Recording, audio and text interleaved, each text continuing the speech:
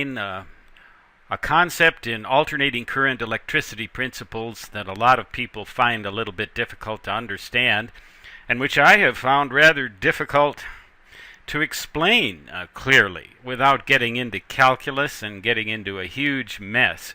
So I'm going to do my best here to try and explain what is meant by the term RMS when talking about AC voltage. RMS means root mean square.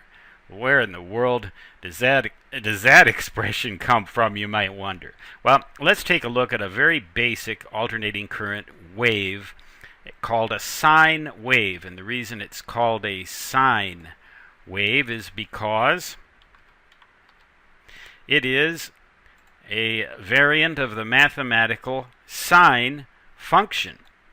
In this particular case, the voltage on the vertical axis, 0.2 volts for each graduation. The voltage equals the sine of the phase angle or the phase position in time. So 0 degrees, we start at 0 volts going positively. 90 degrees is a quarter of the way through the cycle. We reach a voltage of plus 1 volt peak. Then we get down to 0 again halfway through the cycle at 180 degrees and continue on negatively until we reach the negative peak voltage of minus 1 volt.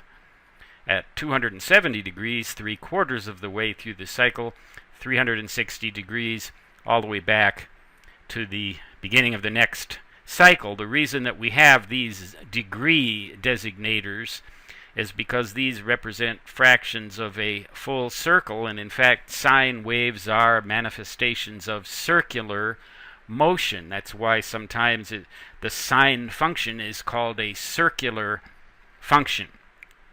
Well, suppose that we take a plain old ordinary resistor and we subject that resistor to this AC voltage so that current flows through that resistor, and we get heat in that resistor.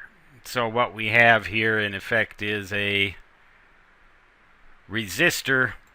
I'm going to try and draw one for you here. Well, let's try that again. One thing about this particular program is its little icons like to not respond to my commands. It's always been like that, and it drives me nuts. Anyway, here is a resistor. We place this voltage across that resistor, and we get a certain amount of current through that resistor. Now, suppose that we take that alternating current voltage away, and instead we put a direct current voltage across it, like we would get from a battery, and we adjust that voltage until we get the exact same amount of current, the exact same amount of heat dissipated in that resistor as we got when we had the alternating current waveform across it. What we call that is the DC equivalent voltage. The DC equivalent voltage of that AC waveform right here. The DC equivalent voltage is going to turn out to be approximately 0.707 volts DC. The 0.707 is 1 divided by the square root of 2. In the exact number, this is an approximation to 3 decimal places, but the exact number is 1 divided by the square root of 2, or, if you prefer, the square root of 1/2. Well, that's all very interesting. How can we actually derive that notion? Where does that come from? How do we know that? Well, the way that we define that is the root mean square. That means the square root of the mean of the squares of all of the instantaneous values taken as a whole over one complete cycle of the wave. So let's square this wave. We get then the square of the sine function, and when we do that, we get something that looks like that dashed purple waveform there. That is what the square of the sine function looks like. Notice that there are no longer any negative values, and that is why we square the function, because when we square it we get rid of all the negative values. The DC equivalent voltage of this original green AC wave here, let's cut that out of there. The DC equivalent voltage of this is 0.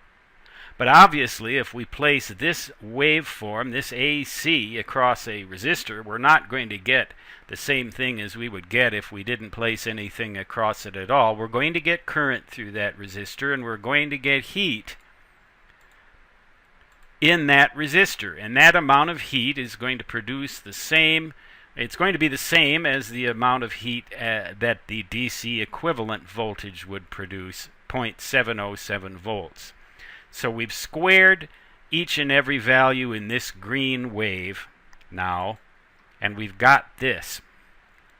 That is the square of the sine function over one complete cycle. Now the mean is what we do next. We work backwards. It's the root of the mean of the square. So we've taken care of the square. Now it's time for the mean. In order to take the mean of this, we need to do something called mathematical integration. Well, unfortunately, that works out to be just a wee bit complicated for this discussion.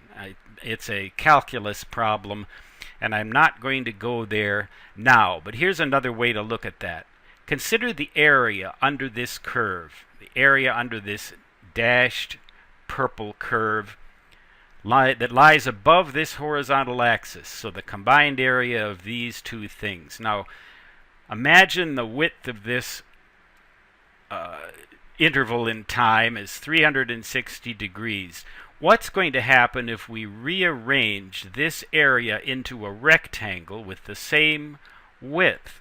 How high is that rectangle going to be?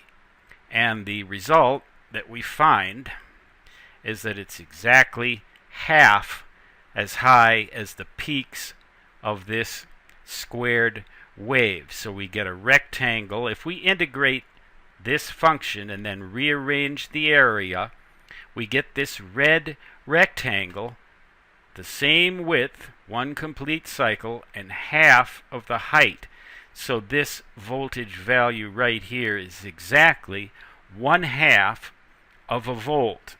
We've taken the mean, so the mean of this purple dashed wave right here, the average taken over time of each and every instantaneous voltage, infinitely many of them.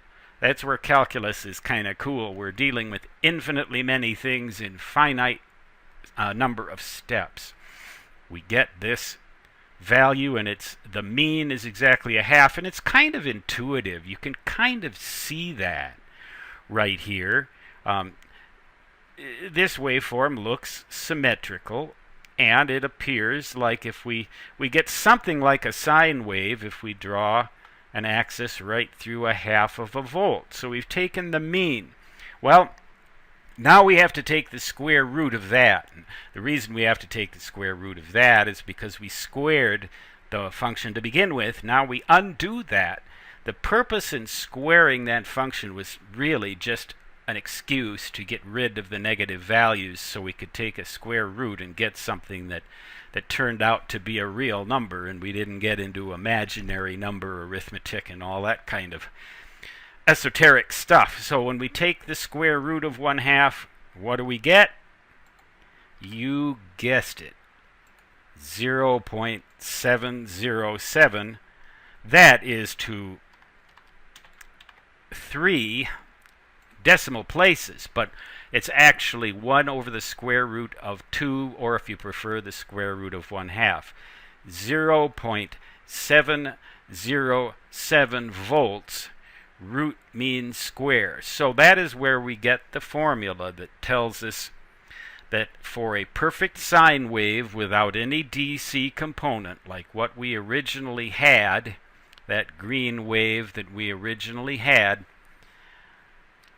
The root mean square voltage of a wave like that is 0.707 times the positive peak, or minus 0.707 times the negative peak voltage. And that's where this number comes from, and all the other numbers that we get when we talk about peak to peak, we have to divide this conversion factor by 2.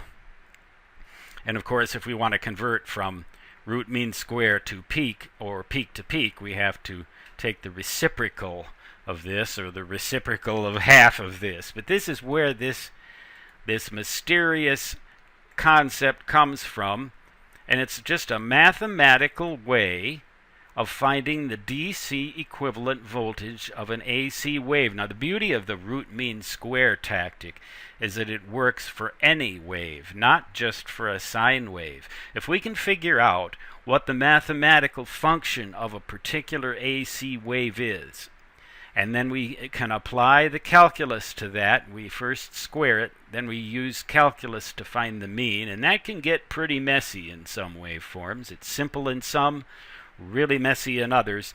Then we take the square root of that result, which is very easy to do. Then we always end up with the root mean square, or DC equivalent voltage. So if we put an irregular wave, AC wave, across a resistor, we get a certain amount of heat.